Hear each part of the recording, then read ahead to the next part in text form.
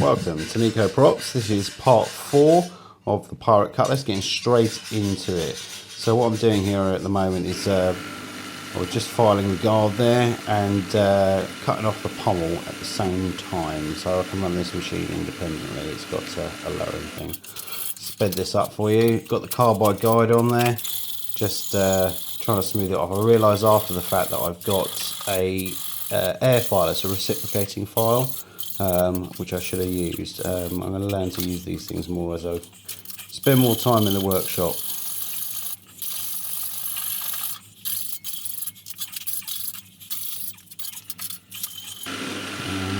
It's going to plop off. Here it goes. Plop.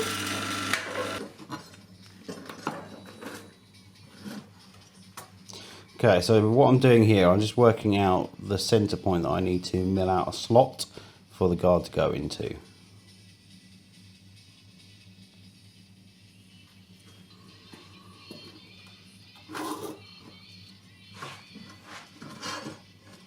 Cover using the calipers later on.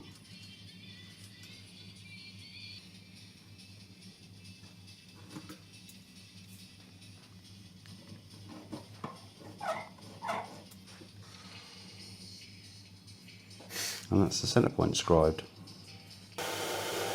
Let's sped this up. Yeah, basically you've got to take small bites with this. I'm not a machinist, so I'm learning.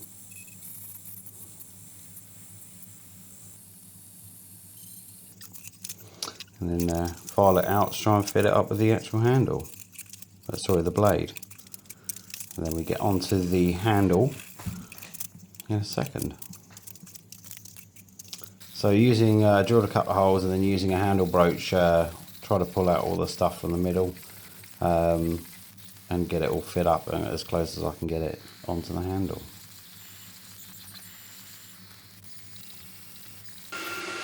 So I tried drilling out the middle of this. I ended up breaking the bit. I realised after the fact I've got a special round chuck for holding round stuff, and I didn't need to use little wooden blocks and stuff to try and make this work, so I might not have had to break the bit.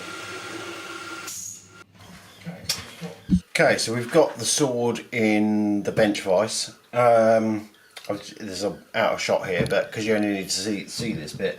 Basically, what I'm going to do, I'm going to cover it in blue Dicom, or blue Dicom, and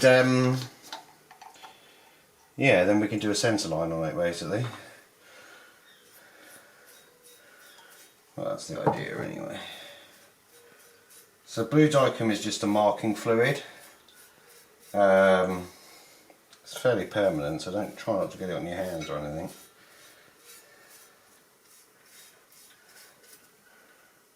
I've realised also, now that I've painted this on here,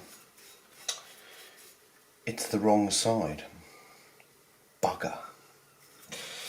So let's take it out of the vise. The Dicom also comes in red. Because what I'm trying to do basically is I need a centre line down there to grind to so that I can basically put the point in. Okay, let's try this again.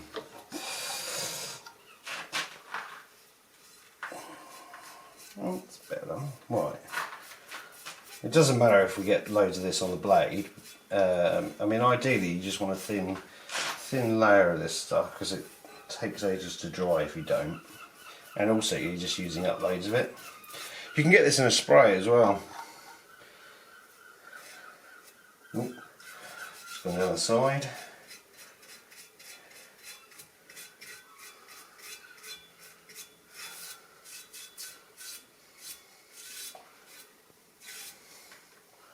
So what this does is gives us a nice strong colour, and then when we scratch down the middle of it with a scribe, that'll give me my line and I can grind to it. So I'll just leave that to dry and then we'll come back to it. So, pair of calipers, these are really good actually because you've got this little dial on here, and it's not battery operated, so you don't have to worry about them running out of batteries. And you can see that it spins round and it gives you the part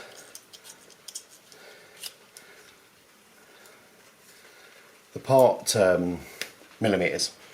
sorry, or tenths or whatever. So I'll put a link in the description below for these.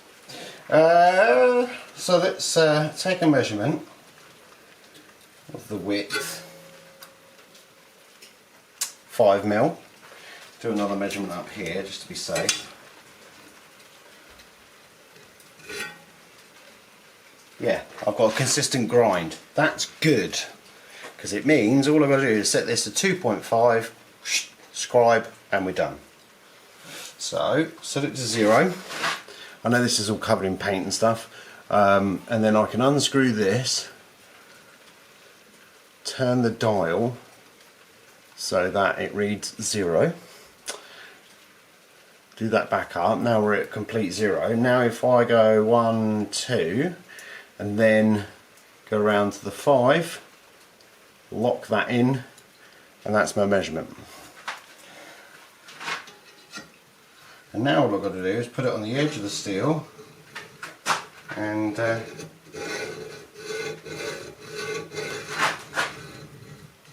basically run it backwards and forwards.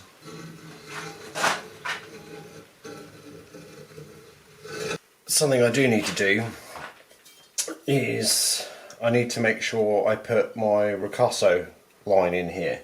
If I'm on the grinder and doing it by hand, I can't get them to match on both sides, so I'm going to use the carbide guard, put that on, and that should help me from grinding too far, and also it'll give me a nice shape. So that's what I'm doing.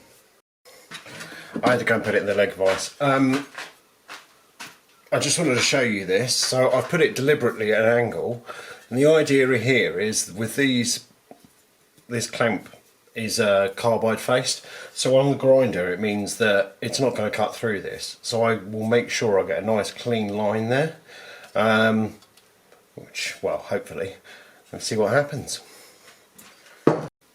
Okay, let's get grinding. A special occasion, new grinding gloves. I've got a new 60 grit belt on here. Previously I ground this with a 36 ceramic, which is this one. But I need to go down in grades and I want to have control, so I've also put the grinder at probably a 5th speed or something, or 1/4 speed, something like that. So that I don't go too far. So the idea is I need to grind to this line. You see that? Hopefully. I can't tell on the little screen on the camera. Hopefully you got that. Right, let's grind. Quick note on those file guides, actually, even though they're carbide faced, if you're using chainsaw files, they will cut the carbide because they're hardened. So bear that in mind. So everything I've mentioned as well, the gloves and the belts and everything, is in the links in the description below. Okay, so I've got it ground. Look at that edge. That's not bad. I mean, it's a little thicker in places than I'd like it, but then I'm hoping I'll sort that out after the quench, because you don't want it too thick when you quench, otherwise you could get warp in. There is already a slight warp in it, but I'm hoping to fix that. Ricasso area, very pleased with that. I mean, there's, yeah, you can see a few little dinks and things, and it certainly doesn't feel completely smooth as I run my fingers across it. I can feel little dinks, but that will all get sorted out with hand sanding after we've quenched and hardened this blade. Next, onto the guard. So I weighed this blade, by the way, and the blade weighs 510 grams, so it's going to get a little bit lighter, but not much lighter.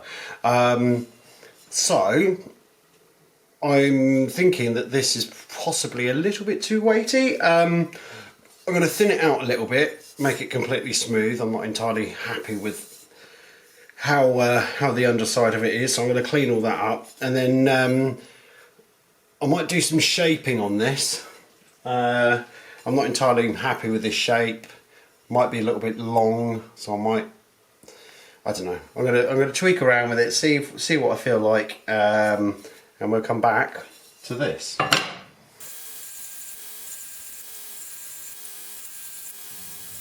So I was jiggling my legs back then when I was talking. I recently found out about ADHD, and that seems to be a symptom of that. I always wondered why I did it. Right. Ground to 120 grit, not as much as the other blade, but yeah, it's a much better shape, a bit more consistent. By the time that gets bent round on the sword, and it gets bent round, I think it'll look pretty good. It certainly feels a little bit lighter. I don't want it to be too light because I want to get a good balance, but then I do have the pommel as well, so we shall see. Something I'm going to need is a quench tank for the blade. It's basically a tank that I fill up with oil and then dunk the blade in, but it needs to be stable and watertight. So I've got some box steel here, and a couple of pieces of other steel, which I'm going to weld in this sort of fashion,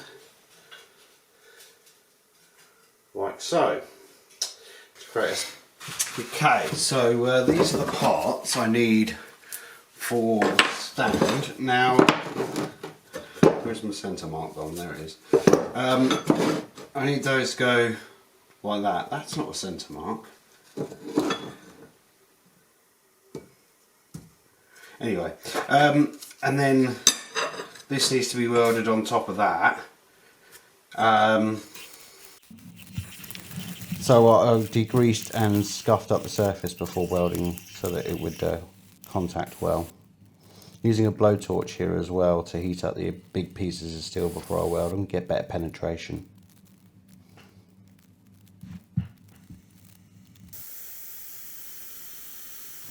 Quick bit of blacksmithing to make up a hinge for the lid. Use the torch, not the forge.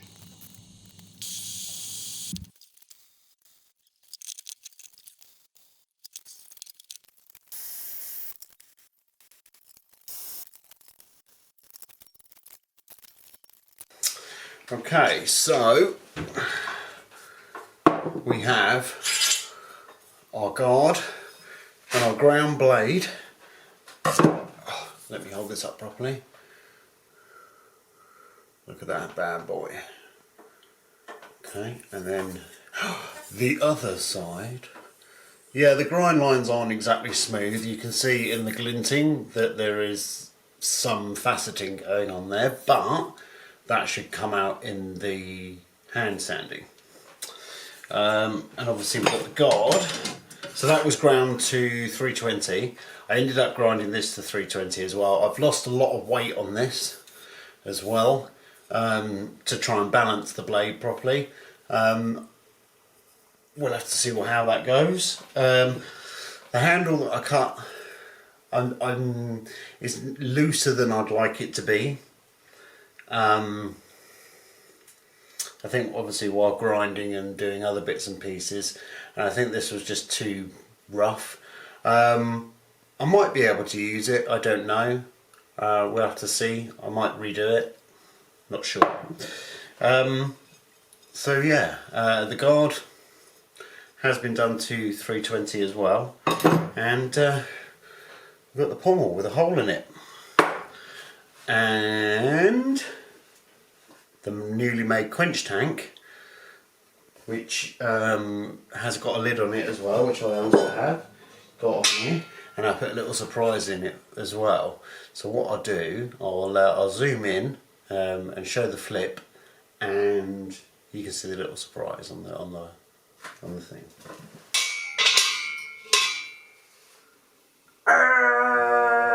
Stupid laugh, idiot. So you're basically just sticking a sword into a guy's open mouth. I thought that was fun. 2 AM. So thanks for watching. Do subscribe to the channel. There's going to be more. Obviously we're going to do the quench on the next part. So that's all to look forward to. Fire and flames and heat and stuff. So that's going to be good. I've got a couple of ideas that I want to do for decorating the blade. So definitely subscribe for this, at least this channel. Hit the notifications icon as well, so when the latest video comes out you can get that as well. Hit comments as well. I'm interested in what you guys think of the project, and what you guys think I should do next. There's something to think about. Alright, catch you on the next one.